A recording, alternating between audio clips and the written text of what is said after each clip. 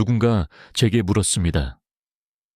인생에서 가장 아름다운 계절이 언제냐고요. 저는 주저없이 대답했습니다. 가을이라고요. 봄의 설렘도 좋고 여름의 뜨거움도 좋지만 가을에는 무언가 다른 것이 있습니다. 떨어지는 낙엽 속에서도 여전히 피어나는 꽃들이 있다는 것. 시들어가는 것들 사이에서 더욱 선명하게 빛나는 색깔들이 있다는 것. 그리고 무엇보다 가을은 알고 있습니다. 진짜 아름다움이 무엇인지를요. 화려함이 아니라 깊이를, 뜨거움이 아니라 온기를, 젊음이 아니라 성숙함을. 제 이야기는 그런 가을의 이야기입니다. 예순을 넘긴 나이에 다시 찾아온 사랑. 누군가는 늦었다고 말할지도 모릅니다. 하지만 저는 압니다. 사랑의 늦은 때란 없다는 것을요. 아니, 어쩌면 이 나이가 되어서야 비로소 진짜 사랑을 할 수 있는 것인지도 모릅니다. 이제 그 이야기를 시작하겠습니다.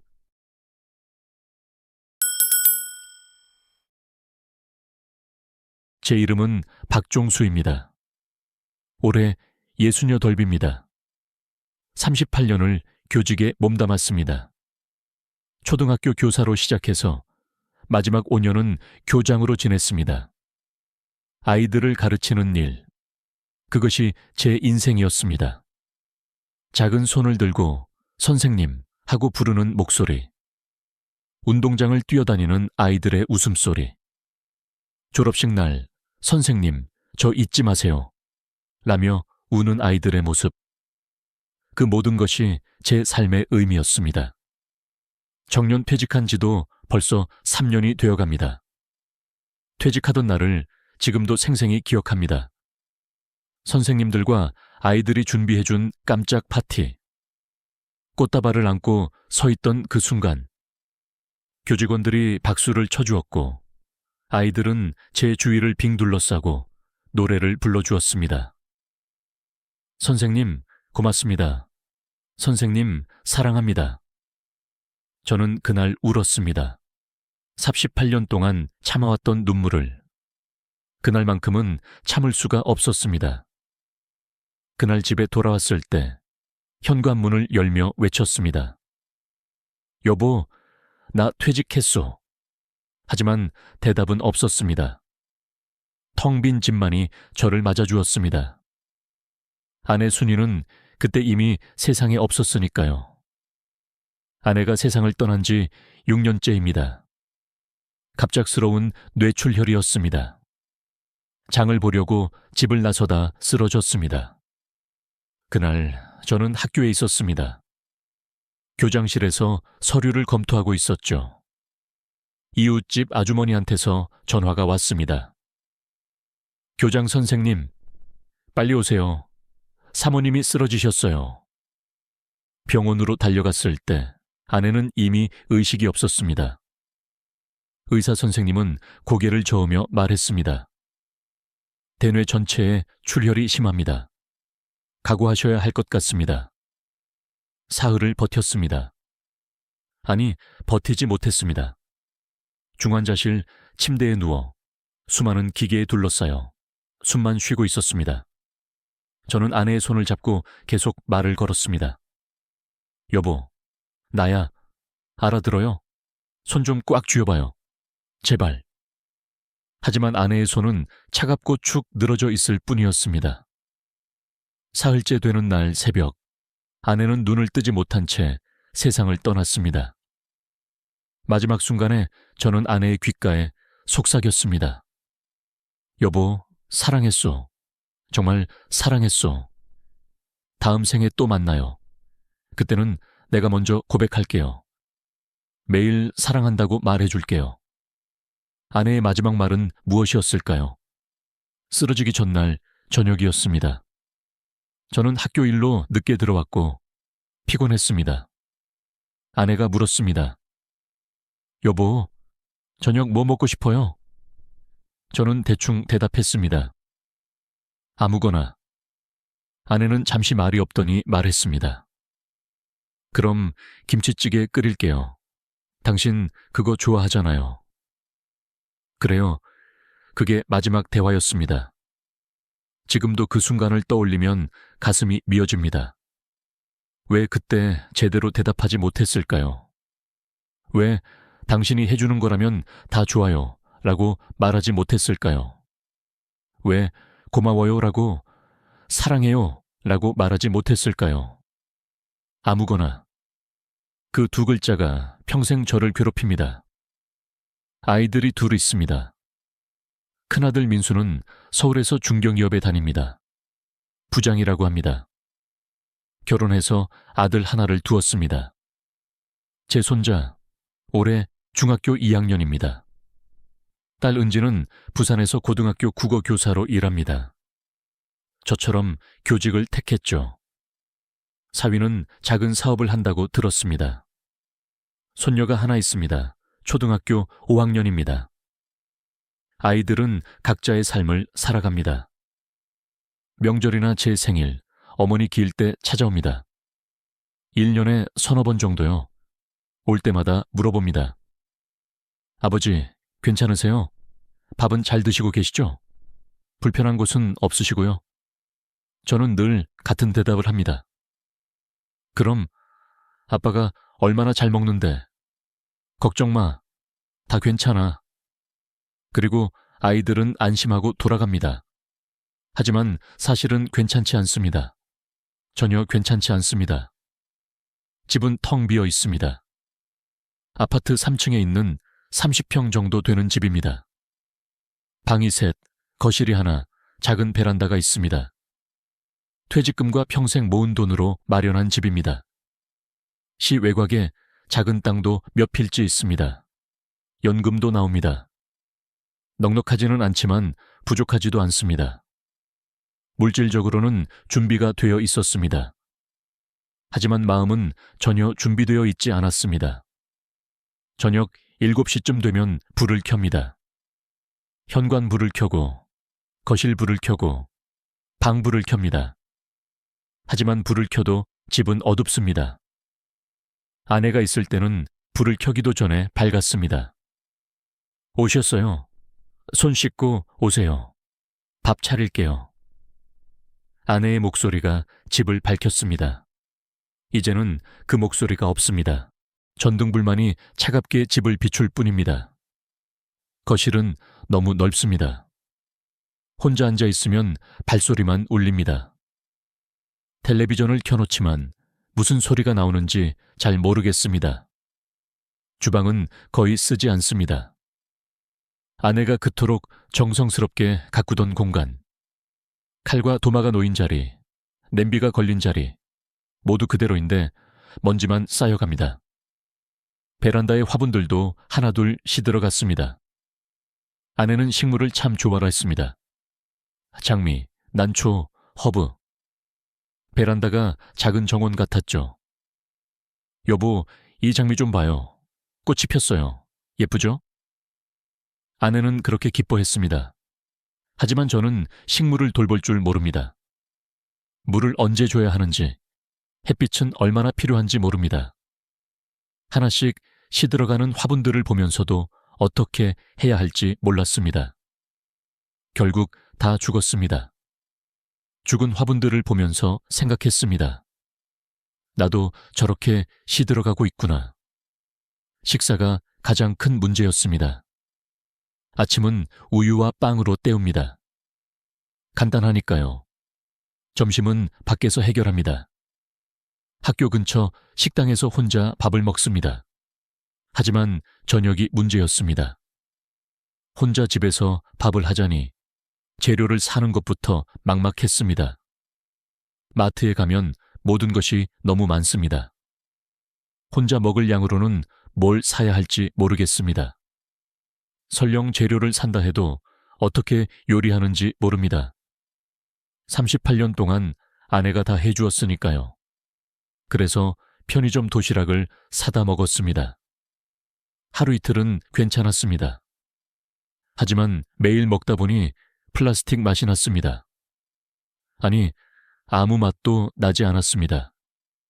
배달 음식도 시켜 먹었습니다. 치킨, 중국 음식, 피자. 하지만 혼자 먹는 음식은 맛이 없었습니다. 아니, 맛이 없다기보다는 씁쓸했습니다. 식탁에 혼자 앉아 큰 치킨 한 마리를 앞에 두고 먹는 것.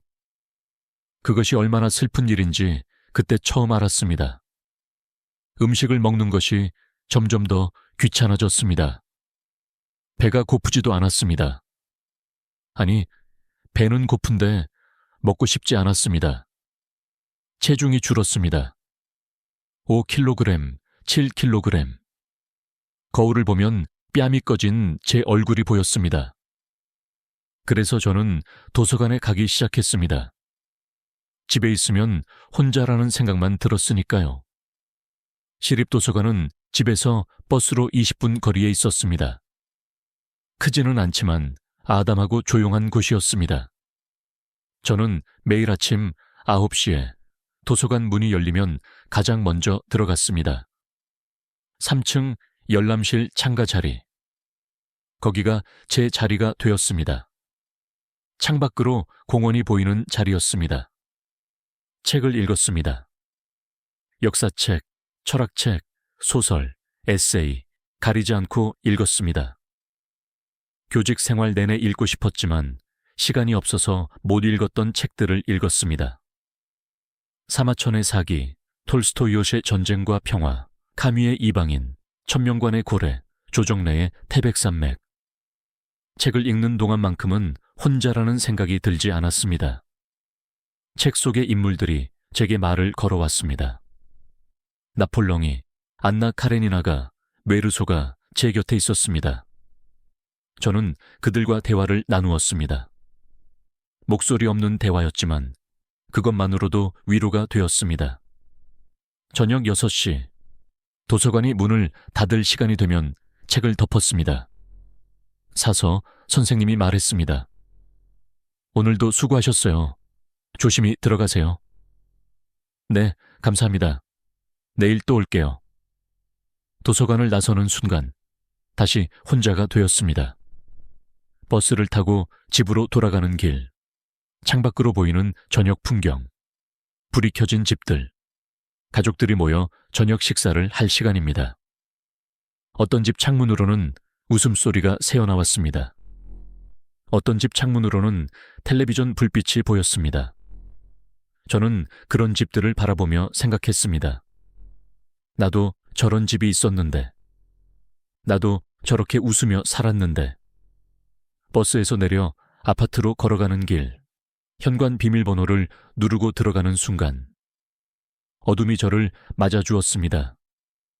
불을 켜고 신발을 벗고 거실로 들어갑니다. 다녀왔습니다. 혼잣말을 했습니다. 대답은 없었습니다. 저녁을 먹어야 하는데 뭘 먹을지 생각하는 것조차 피곤했습니다. 냉장고를 열어봅니다. 텅 비어 있습니다. 우유 한 팩, 김치 한 통, 그게 전부입니다. 편의점에 가서 도시락을 사올까? 배달을 시킬까? 그냥 굶을까? 매일 저녁이 그랬습니다. 어느 날은 그냥 잠을 잤습니다. 저녁을 먹지 않고요. 다음 날 아침 일어났을 때 속이 쓰렸습니다. 배가 고팠지만 뭘 먹고 싶은지 몰랐습니다. 이렇게 살다가 죽는구나. 그런 생각이 들었습니다. 아내처럼 갑자기 쓰러질까? 아니면 서서히 약해져서 어느 날 일어나지 못할까? 무서웠습니다. 죽음이 무서운 게 아니라 이렇게 혼자 죽는 게 무서웠습니다. 그러던 어느 날이었습니다. 가을이 깊어가던 10월의 어느 날, 도서관 가는 길에 작은 가게 하나가 눈에 들어왔습니다. 미소 반찬, 하얀 바탕에 초록색 글씨로 쓰인 간판이었습니다. 간판 아래에는 작은 글씨로 이렇게 써 있었습니다. 정성으로 만든 우리 집 반찬. 저는 그 간판 앞에서 멈춰 섰습니다. 반찬. 얼마나 오랜만에 들어보는 단어입니까? 편의점 도시락에는 반찬이 없습니다. 그냥 밥과 메인 반찬 하나가 전부입니다. 진짜 반찬. 김치, 나물, 조림, 무침. 그런 것들을 본 게 얼마만인지 모르겠습니다. 처음에는 그냥 지나쳤습니다. 하지만 며칠 후 또 그 가게 앞을 지나가게 되었습니다. 그날은 유난히 배가 고팠습니다. 점심을 제대로 먹지 못했기 때문입니다. 편의점 도시락은 정말 먹기 싫었습니다. 외식을 하자니 혼자 식당에 들어가는 것도 귀찮았습니다. 그래서 용기를 내어 미소 반찬 문을 열었습니다. 딸랑. 문을 열자 작은 종소리가 울렸습니다. 가게 안은 아담했습니다. 쇼케이스 2개가 있었고 그 안에 갖가지 반찬들이 정갈하게 담겨 있었습니다. 김치, 깍두기, 시금치나물, 콩나물 무침, 멸치볶음, 계란말이, 고등어구이, 제육볶음. 형광등 불빛 아래에서 반찬들이 윤기가 났습니다. 은은한 간장 냄새가 코를 찔렀습니다. 그 냄새만으로도 침이 고였습니다. 어서 오세요. 계산대 뒤에서 한 여자분이 밝게 웃으며 인사했습니다. 50대 후반에서 60대 초반쯤으로 보이는 분이었습니다. 단정하게 묶은 머리, 깨끗한 앞치마, 그리고 환한 미소. 저는 어색하게 고개를 숙였습니다. 안녕하세요. 처음 오셨죠? 어떤 반찬 찾으세요? 김치하고 된장찌개 국물 좀 주세요. 네, 김치는 어떤 걸로 드릴까요? 배추김치, 깍두기, 총각김치 다 있어요. 아, 배추김치요. 몇 인분 드릴까요? 한 사람 먹을 양이요. 여자분은 잠시 저를 쳐다보더니 부드럽게 물었습니다. 혼자 사세요? 저는 놀라 그분을 쳐다봤습니다. 어떻게 알았을까요? 네, 그렇습니다. 그분은 고개를 끄덕이며 김치를 담기 시작했습니다. 작은 통에 정성스럽게 담았습니다.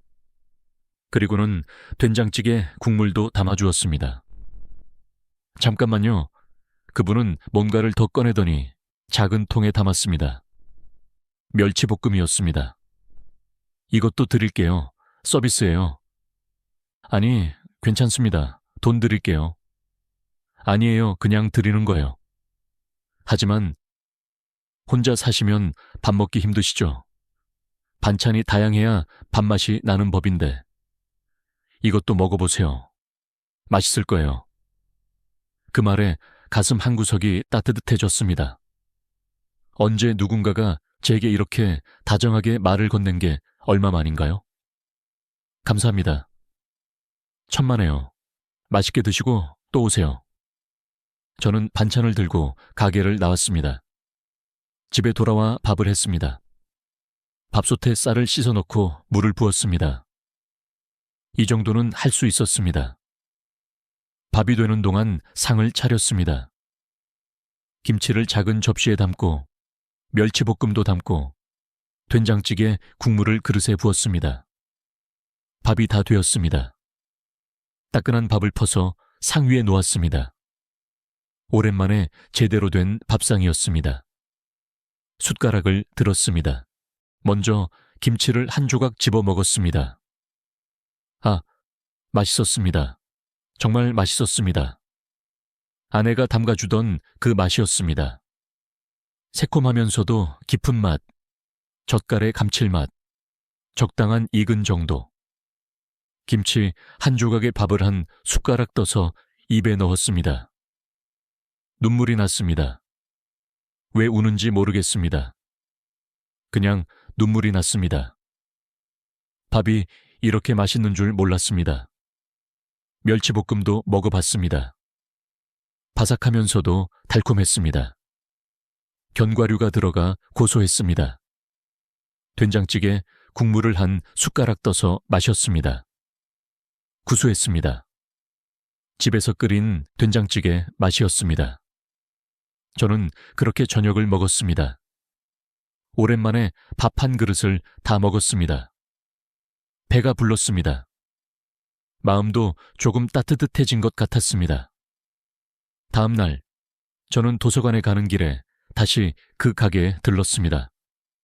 어서 오세요. 어제 오신 분이시죠? 네, 어제 반찬 맛있게 먹었습니다. 아이고, 그러셨어요? 다행이네요.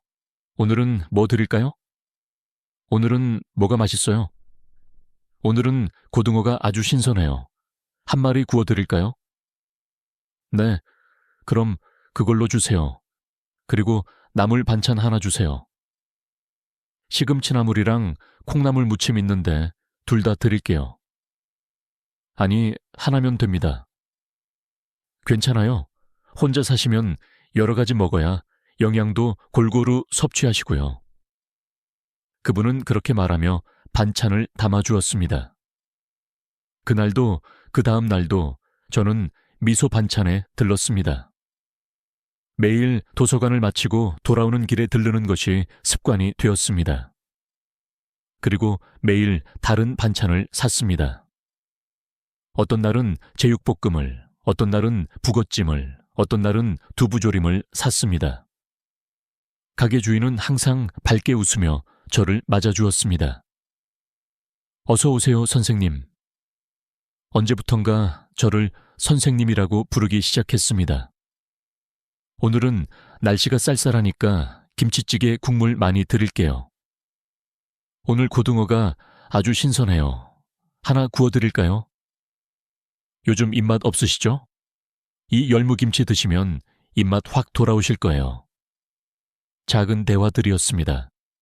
하지만 저에게는 큰 위안이 되었습니다. 하루하루가 조금씩 달라지기 시작했습니다. 아침에 일어나면 오늘은 무슨 반찬을 살까 생각했습니다. 도서관에서 책을 읽다가도 문득 저녁 메뉴가 생각났습니다. 집으로 돌아가는 발걸음이 조금 가벼워졌습니다. 미소 반찬에 들르는 시간이 기다려졌으니까요. 어느 날 저는 문득 궁금해졌습니다. 가게 이름이 왜 미소 반찬일까? 그날도 평소처럼 가게에 들어갔습니다. 어서 오세요, 선생님. 안녕하세요. 반찬을 고르면서 저는 조심스럽게 물었습니다. 혹시 가게 이름이 왜 미소 반찬인가요? 아, 그거요? 그분이 환하게 웃었습니다. 제 이름이 강미소거든요. 그래서 미소 반찬이에요. 아, 그래서 미소 반찬이구나. 네, 손님들한테 미소를 드리고 싶어서 그렇게 지었어요. 좋은 이름이네요. 감사합니다, 선생님. 그날부터 저는 그분을 미소 씨라고 마음속으로 불렀습니다. 한 달쯤 지났을 때 조금 더 용기를 내어 개인적인 질문을 했습니다. 가게에 손님이 없을 때였습니다. 미소 씨, 혼자까지 하시는 거예요? 네, 혼자 해요. 힘들지 않으세요? 괜찮아요. 바쁘면 시간이 빨리 가잖아요. 그게 좋아요. 미소 씨는 그렇게 말했지만 가끔 피곤한 기색이 역력했습니다. 가족은 안 계세요? 제가 물었습니다. 너무 사적인 질문인가 싶어 조심스러웠습니다. 미소 씨는 잠시 말이 없더니 조용히 대답했습니다. 아들이 둘 있어요. 다 장가 갔고요. 남편은 5년 전에 세상을 떠났어요. 아, 죄송합니다. 괜찮아요. 선생님도 혼자 사시잖아요. 네, 저도 아내를 잃었습니다. 우리는 잠시 침묵했습니다. 같은 아픔을 가진 사람들만이 나눌 수 있는 침묵이었습니다. 힘드시죠? 미소 씨가 물었습니다. 네, 힘듭니다. 저는 솔직하게 대답했습니다. 저도요, 아직도 힘들어요. 그래도 이렇게 일하시면 괜찮지 않으세요? 일할 때는 괜찮아요. 바쁘니까요. 근데 집에 가면 여전히 혼자더라고요. 미소 씨의 눈빛이 깊어졌습니다. 저는 그 눈빛을 알아볼 수 있었습니다. 같은 외로움을 가진 사람의 눈빛이었으니까요. 그날 이후로 우리는 조금씩 더 많은 이야기를 나누게 되었습니다. 날씨 이야기, 요즘 읽는 책 이야기, 텔레비전 프로그램 이야기. 사소한 이야기들이었지만 그 시간이 좋았습니다. 누군가와 이야기를 나눈다는 것. 그것만으로도 하루가 조금 덜 외로웠습니다. 가을이 깊어갔습니다. 단풍이 들고 바람이 차가워졌습니다. 저는 여전히 매일 도서관에 갔고 돌아오는 길에 미소 반찬에 들렀습니다. 그것이 제 일상이 되었습니다. 외롭지만 견딜 만한 일상. 슬프지만 살아갈 만한 일상. 그렇게 겨울이 다가오고 있었습니다. 11월이 되었습니다. 거리의 나무들은 완전히 잎을 떨구었고 아침 공기는 날카로웠습니다. 저는 여전히 매일 도서관에 갔고 돌아오는 길에 미소 반찬에 들렀습니다. 이제는 가게 문을 열 때 어색하지 않았습니다. 딸랑 하고 종소리가 울리면 미소 씨가 반갑게 맞아주었습니다. 어서 오세요, 선생님. 안녕하세요, 미소 씨. 자연스러운 인사였습니다. 처음처럼 어색하지 않았습니다. 어느 날 저녁, 가게에 들어갔을 때 손님이 없었습니다. 미소 씨는 쇼케이스 안을 정리하고 있었습니다. 선생님, 오늘은 조금 늦으셨네요. 네, 도서관에서 책을 읽다가 시간 가는 줄 몰랐어요. 무슨 책 읽으세요? 요즘은 박완서 선생님 책을 읽고 있어요. 그 많던 신간은 누가 다 먹었을까요? 미소 씨의 눈이 반짝였습니다. 어머, 저도 그 책 읽었어요. 정말요? 네, 몇 년 전에 읽었는데 정말 좋더라고요.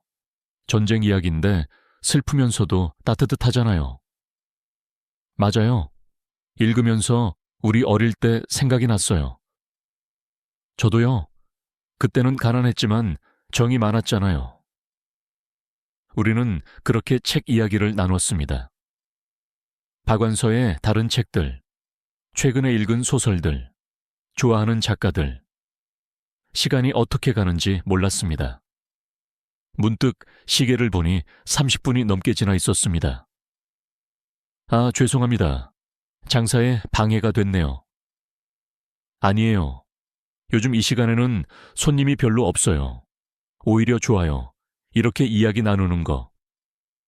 그래도 선생님, 다음에 제가 좋아하는 책 빌려드릴까요? 그럴까요? 그럼 저도 추천할 만한 책을 빌려드릴게요. 좋아요. 미소 씨가 환하게 웃었습니다. 그 미소를 보며 저도 웃었습니다. 오랜만에 마음에서 우러나오는 웃음이었습니다. 다음 날 저는 도서관에서 책 2권을 빌렸습니다. 하나는 제가 읽을 책이고 하나는 미소 씨에게 빌려줄 책이었습니다. 신경숙의 엄마를 부탁해 였습니다. 가족의 의미를 생각하게 하는 책이었습니다. 미소 씨가 좋아할 것 같았습니다. 저녁에 가게에 들어갔을 때 미소 씨도 책 1권을 준비해 두고 있었습니다.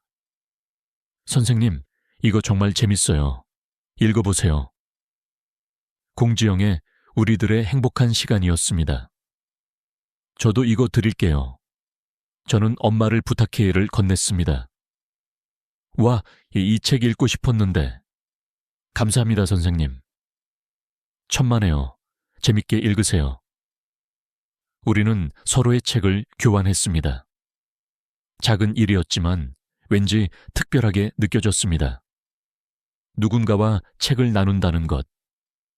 그것은 생각을 나누고 감정을 나누는 일이었습니다. 집에 돌아와 미소 씨가 빌려준 책을 펼쳤습니다. 우리들의 행복한 시간, 사형수와 한 여자의 이야기였습니다. 밤새 읽었습니다. 슬픈 이야기였지만 아름다웠습니다. 사람과 사람이 만나 서로를 구원하는 이야기. 마지막 장을 덮었을 때 눈시울이 뜨거웠습니다. 다음 날 가게에 갔을 때 미소 씨가 물었습니다. 선생님, 책 읽으셨어요? 네, 밤새 읽었어요. 어땠어요? 정말 좋았습니다. 슬펐지만 아름다웠어요. 그죠? 저도 읽으면서 많이 울었어요. 미소 씨는 엄마를 부탁해. 읽으셨어요? 네, 어젯밤에 다 읽었어요. 미소 씨의 목소리가 조금 떨렸습니다. 저도 많이 울었어요. 특히 엄마가 사라지는 장면에서. 저도 그 부분이 가장 슬펐어요. 우리는 잠시 말없이 서 있었습니다. 같은 책을 읽고 같은 부분에서 울었다는 것. 그것만으로도 우리는 조금 더 가까워진 것 같았습니다. 선생님, 네? 책 한 권 더 빌려주시면 안 돼요? 그럼요. 얼마든지요. 그렇게 우리는 책을 나눠 읽기 시작했습니다. 일주일에 한 권씩. 저는 도서관에서 책을 2권씩 빌렸습니다. 하나는 저를 위한 것, 하나는 미소 씨를 위한 것. 미소 씨도 집에 있는 책들을 하나씩 빌려주었습니다. 책을 나누면서 우리는 더 많은 이야기를 나눴습니다. 책 속의 인물들에 대해, 작가의 문체에 대해, 그리고 책을 읽으며 떠오른 우리 자신의 이야기에 대해. 선생님, 이 책 주인공이 선생님 같아요. 제가요? 왜요? 조용하지만 속이 깊잖아요. 말은 별로 없지만 생각이 많고. 미소 씨도 이 주인공 같아요. 저요? 네, 겉으로는 밝게 웃지만 혼자 있을 땐 외로워하는 모습이요. 미소 씨가 놀란 표정을 지었습니다. 어떻게 아셨어요? 저도 그러니까요. 우리는 마주보며 웃었습니다.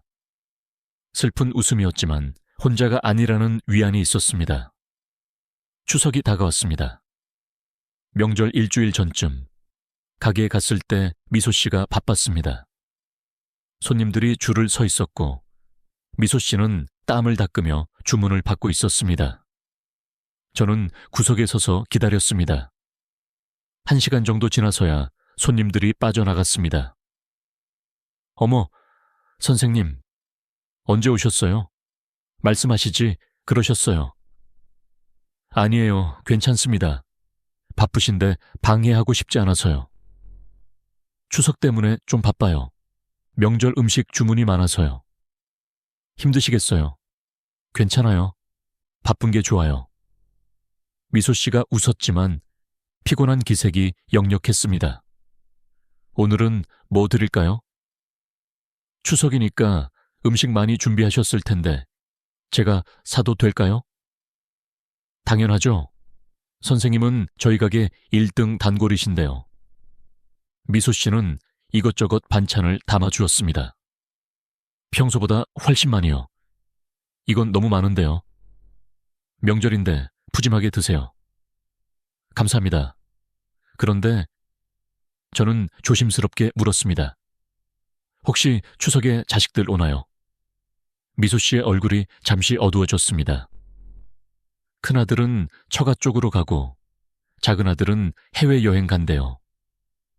아, 괜찮아요. 평소처럼 지내면 되죠. 미소 씨는 밝게 말했지만 목소리에 씁쓸함이 묻어 있었습니다. 저는 말했습니다. 저도 혼자 보낼 것 같습니다. 큰애는 처가 가고 딸은 시댁 간다고 하더군요. 우리는 잠시 침묵했습니다.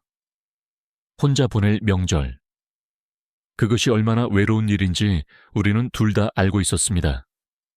저는 용기를 내어 말했습니다. 그럼 혹시 괜찮으시다면 우리 같이 추석 보낼까요? 미소 씨가 눈을 크게 떴습니다. 정말요? 네. 이렇게 좋은 반찬도 있는데 혼자 먹기 아까우니까요. 제가 농담처럼 말했습니다. 미소 씨가 웃었습니다. 좋아요. 그럼 제가 송편도 좀 만들어 갈게요. 그럴까요? 저는 과일이나 좀 준비하죠. 네. 미소 씨의 목소리가 밝아졌습니다.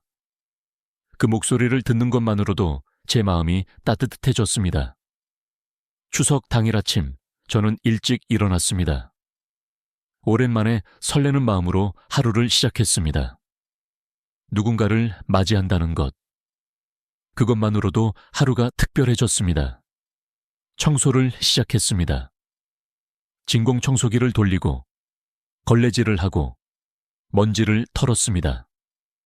거실, 주방, 화장실, 구석구석 정성스럽게 닦았습니다. 아내가 떠난 후 처음으로 제대로 청소를 했습니다. 베란다로 나갔습니다. 시들어버린 화분들이 그대로 있었습니다. 저는 죽은 화분들을 치우고 베란다를 깨끗이 닦았습니다.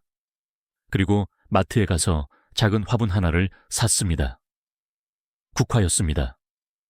노란 국화. 베란다에 놓으니 집이 조금 밝아 보였습니다. 오후 1시쯤 마트에 가서 과일을 샀습니다. 사과, 배, 포도, 그리고 미소 씨가 좋아할 것 같은 감도 샀습니다. 집으로 돌아와 과일을 깨끗이 씻어 그릇에 담았습니다. 2시가 되었습니다. 미소 씨가 2시 반에 온다고 했습니다. 저는 거울 앞에 섰습니다. 머리를 빗고 깨끗한 셔츠로 갈아입었습니다. 이렇게 누군가를 기다리며 설레는 게 얼마만인가요? 2시 20분쯤 초인종이 울렸습니다.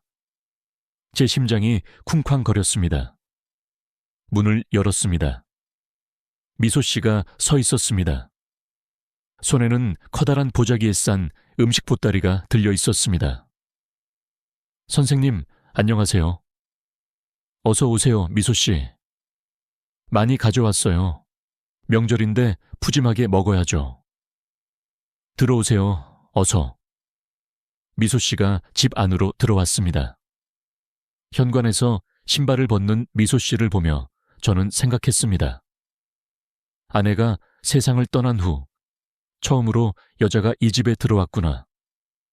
와, 집이 정말 깨끗하네요. 오늘 아침에 청소했어요. 그러셨구나. 수고하셨어요. 별 말씀을요. 차 한 잔 드릴까요? 네, 감사합니다. 저는 주방으로 가서 차를 끓였습니다. 미소 씨는 거실을 둘러보고 있었습니다. 선생님, 베란다에 국화가 있네요. 예쁘다. 오늘 샀어요. 국화 좋아하세요? 아니요, 그냥 집이 너무 삭막한 것 같아서요. 미소 씨가 웃었습니다. 국화는 가을꽃이잖아요. 잘 어울려요. 차를 거실 탁자에 놓고 앉았습니다. 미소 씨가 보자기를 풀기 시작했습니다. 저기, 부엌 좀 써도 될까요? 상 차리려고요. 그럼요. 제가 도와드릴까요? 네, 그럼 같이 해요. 우리는 함께 주방으로 갔습니다. 미소 씨가 가져온 음식들이 하나씩 나왔습니다. 송편, 잡채, 동그랑땡, 너비아니, 나물 3가지, 전 여러 종류. 이걸 언제 다 준비하셨어요? 어젯밤에 만들었어요. 오랜만에 명절 음식 만드니까 좋더라고요. 혼자 다 만드셨어요? 네, 원래 명절 때 아들들한테 해주려고 했는데 이번엔 선생님한테 해드리게 됐네요. 미소 씨가 웃으며 말했습니다. 저는 과일을 꺼내왔습니다. 이건 제가 준비한 거예요. 별거 아니지만요. 과일 좋아해요. 감사합니다. 우리는 함께 상을 차렸습니다. 큰 상 위에 음식들이 하나씩 놓였습니다. 송편이 놓이고, 전이 놓이고, 나물이 놓이고, 과일이 놓였습니다. 마치 진짜 명절 같았습니다. 우와, 정말 푸짐하네요. 그러게요. 둘이 먹기엔 너무 많은 것 같은데. 천천히 먹으면 되죠, 뭐. 우리는 마주 앉았습니다. 명절 음식을 앞에 두고 둘만의 명절이었습니다. 처음에는 서로 어색해서 말이 없었습니다. 저는 송편 하나를 집어 먹었습니다. 맛있어요. 다행이네요. 정말 맛있어요. 미소 씨가 만든 거예요? 네, 직접 만들었어요. 대단하시네요. 별거 아니에요. 매년 만들었던 건데. 우리는 천천히 식사를 했습니다. 그리고 조금씩 대화가 시작되었습니다. 선생님은 교직 생활이 좋으셨어요? 네, 아이들이 참 좋았습니다. 지금도 가끔 제자들이 연락해요. 어떤 연락을 해요? 명절 때 문자 보내기도 하고, 결혼한다고 청첩장 보내기도 하고요. 얼마 전에는 한 제자가 의사가 됐다고 찾아왔어요. 선생님 덕분이라고 하더군요. 정말 보람 있으시겠어요? 네, 그럴 때 정말 행복합니다. 교사하길 잘했다는 생각이 들어요. 멋지세요. 미소 씨는요? 평생 음식 만드셨다고 했잖아요. 네, 결혼하고 나서 계속 음식을 만들었어요. 남편이 음식을 좋아했거든요. 미소 씨의 목소리가 부드러워졌습니다.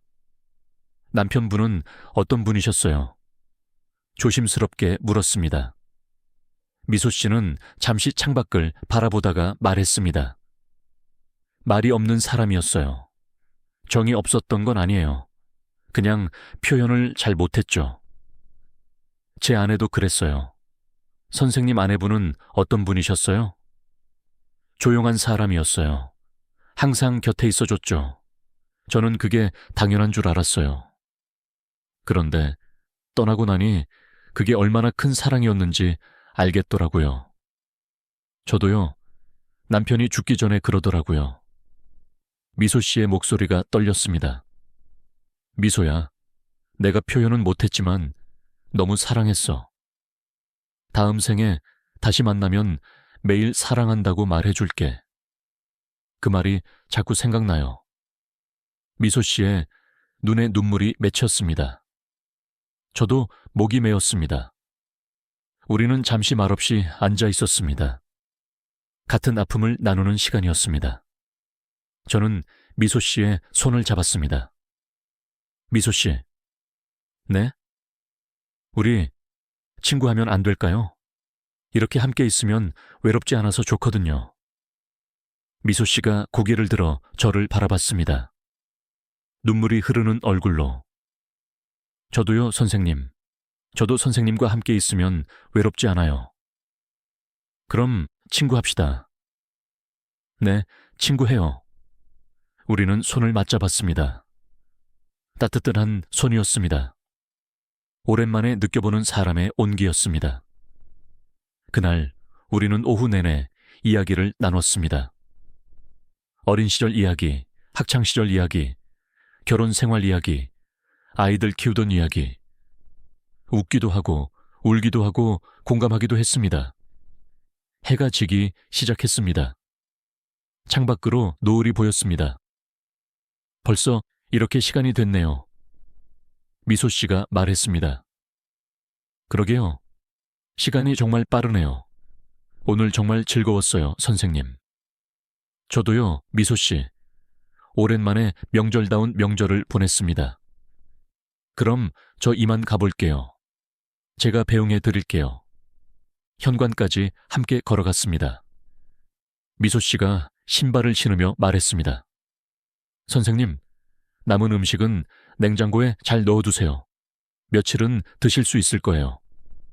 네, 감사합니다. 정말 맛있었어요. 그럼 또 만나요. 네, 내일 가게에서 뵐게요. 미소 씨가 떠난 후 저는 문을 닫고 거실로 돌아왔습니다. 빈집을 둘러봤습니다. 그런데 이상했습니다. 집이 더 이상 텅 비어 보이지 않았습니다. 미소 씨의 웃음소리가 아직 집안에 남아있는 것 같았습니다.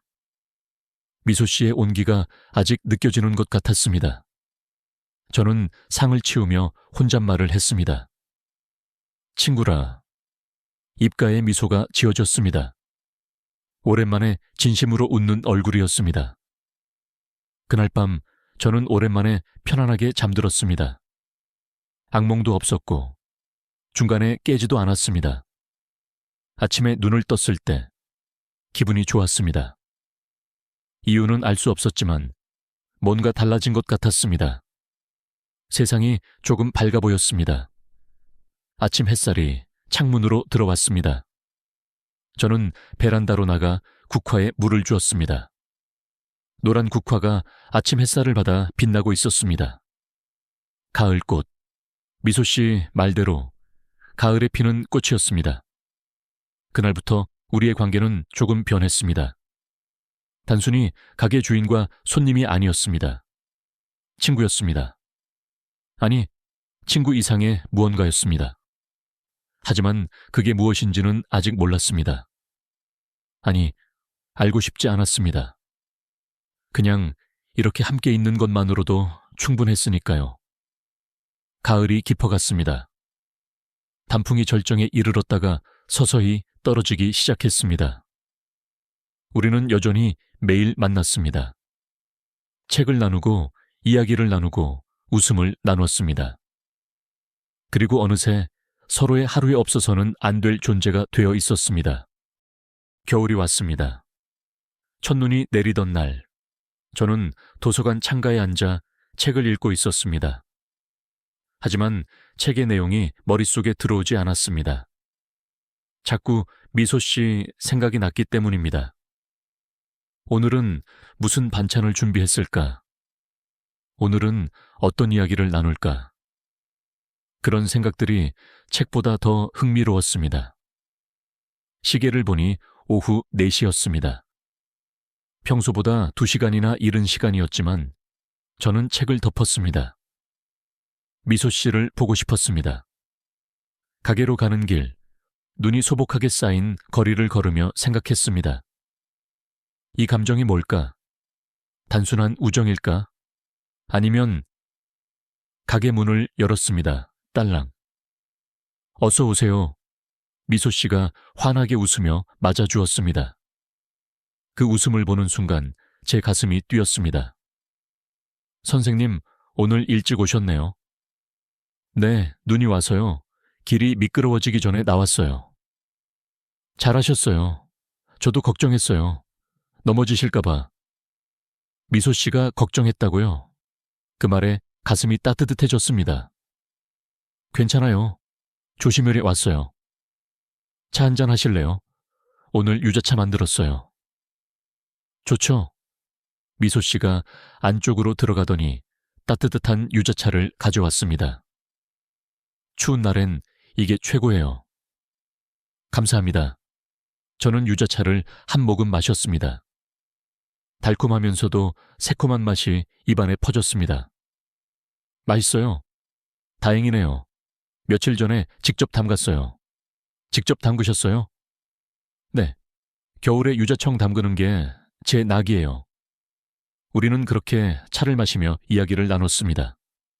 날씨 이야기, 첫눈 이야기, 겨울 이야기. 손님이 몇 명 들어왔다 나갔지만 우리의 대화는 계속되었습니다. 문득 시간을 보니 6시가 넘어 있었습니다. 저기, 미소 씨. 네? 혹시 주말에 시간 되세요? 조심스럽게 물었습니다. 주말요?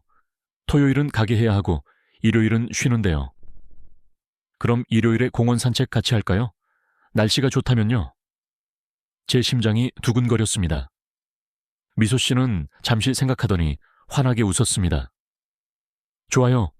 오랜만에 산책하고 싶었어요. 정말요? 네. 근데 어느 공원으로 갈까요? 시립공원 어때요? 거기 호수도 있고 산책로도 예뻐요. 좋아요. 그럼 몇 시에 만날까요? 오후 2시는 어떠세요? 네, 좋아요. 그럼 일요일 오후 2시 시립공원 입구에서 만나요. 집으로 돌아가는 길, 저는 계속 웃고 있었습니다. 주말이 기다려졌습니다. 누군가와 약속이 있다는 것. 그것만으로도 하루하루가 설레었습니다. 일요일이 되었습니다. 아침부터 옷을 고르느라 시간을 보냈습니다. 너무 격식 있는 옷은 이상하고, 너무 편한 옷은 성의 없어 보이고, 결국 깔끔한 니트에 코트를 입기로 했습니다. 거울을 보며 머리를 빗고 면도를 했습니다. 이렇게 외출 준비를 하는 게 얼마만인가요? 오후 1시 30분. 미리 나섰습니다. 너무 일찍 도착하면 이상할까 싶어 근처 서점에 들렀다가 1시 55분에 공원 입구에 도착했습니다. 미소 씨는 이미 와 있었습니다. 연한 베이지색 코트를 입고 목도리를 두른 모습이었습니다. 미소 씨, 선생님, 제가 먼저 왔네요. 제가 늦었나요? 아니에요. 제가 일찍 나온 거예요. 우리는 마주보며 웃었습니다. 그럼 들어갈까요? 네. 공원으로 들어갔습니다. 겨울 공원은 조용했습니다. 낙엽은 다 떨어지고 나무들은 앙상한 가지만 남았지만 그 나름대로 아름다웠습니다. 호수로 향하는 길을 천천히 걸었습니다. 처음에는 나란히 걷다가 어느새 자연스럽게 팔짱을 끼고 있었습니다. 누가 먼저랄 것도 없이요. 선생님, 추우세요? 아니요, 괜찮아요. 미소 씨는요? 저도 괜찮아요. 하지만 미소 씨의 손이 차가웠습니다. 저는 제 목도리를 풀어 미소 씨의 목에 둘러주었습니다. 선생님, 그럼 선생님이 추우실 텐데. 괜찮아요. 저는 추위를 잘 안 타요. 정말요? 네, 정말요. 사실은 조금 추웠지만 미소 씨가 따뜻하면 그걸로 충분했습니다. 호수에 도착했습니다. 호수는 얼어붙어 있었고 그 위에 눈이 소복이 쌓여 있었습니다. 벤치에 앉았습니다. 여기 정말 예쁘네요. 미소 씨가 말했습니다. 그죠? 저는 가끔 혼자 여기 와요. 생각 정리할 때. 어떤 생각을 하세요? 인생에 대해서요. 과거에 대해서, 미래에 대해서. 요즘은 어떤 생각을 하세요? 저는 미소 씨를 바라봤습니다. 솔직하게 말해야 할까요? 아니면 그냥 넘어가야 할까요? 용기를 냈습니다. 요즘은 미소 씨 생각을 많이 해요. 미소 씨가 저를 쳐다봤습니다. 놀란 표정이었습니다. 저요? 네, 미소 씨를 만나고 나서 제 인생이 달라졌어요. 매일이 기다려지고 행복해요. 저도요, 선생님. 미소 씨가 조용히 말했습니다. 저도 선생님을 만나고 나서 달라졌어요. 아침에 일어나는 게 두렵지 않아요. 오늘도 선생님을 만날 수 있으니까. 미소 씨, 선생님, 저 할 말이 있어요. 미소 씨의 목소리가 떨렸습니다. 무슨 말이요? 저 선생님이 좋아요. 제 심장이 멈추는 것 같았습니다. 그냥 친구로서가 아니라 남자로서요. 미소 씨가 고개를 숙였습니다. 이상하죠? 우리 나이에 이런 감정을 느끼다니. 저는 미소 씨의 손을 잡았습니다. 이상하지 않아요. 정말요? 저도요, 미소 씨. 네? 저도 미소 씨가 좋아요. 많이 좋아요. 미소 씨가 고개를 들었습니다. 눈에 눈물이 맺혀 있었습니다. 하지만 제가 말을 이었습니다. 우리 나이에 이런 감정을 가져도 될까요? 괜히 서로에게 짐이 되는 건 아닐까요? 미소 씨가 고개를 저었습니다. 선생님, 사랑의 나이가 어디 있어요? 하지만 저는 선생님과 함께 있으면 행복해요. 그걸로 충분하지 않나요? 저는 고개를 끄덕였습니다. 맞아요. 그걸로 충분합니다. 우리는 손을 꼭 잡았습니다. 한참을 그렇게 앉아 있었습니다. 말은 없었지만 마음은 통했습니다. 그날 이후로 우리는 연인이 되었습니다.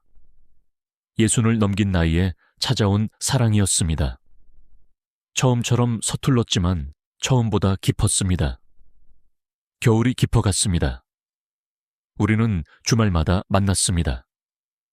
공원을 산책하고 영화를 보고 카페에서 차를 마셨습니다.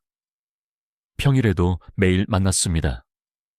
저는 도서관을 마치고 가게에 들렀고 가게가 문을 닫으면 함께 저녁을 먹었습니다. 어떤 날은 제 집에서, 어떤 날은 미소 씨 집에서 함께 식사를 했습니다. 서로의 집을 오가며 우리는 더 가까워졌습니다. 12월 어느 날 미소 씨에게서 전화가 왔습니다. 선생님, 저 감기 걸린 것 같아요. 목소리가 쉬어 있었습니다. 많이 아파요? 좀 그래요. 오늘 가게 문 닫고 쉬려고요. 제가 갈게요. 괜찮아요. 푹 쉬면 나을 거예요. 아니에요. 제가 갈게요. 1부가 끝이 났습니다. 이야기를 시청해 주셔서 감사합니다. 다음 이야기는 2부에서 계속 이어집니다. 구독을 눌러주시고 2부에서 펼쳐질 본격적인 재혼 이야기도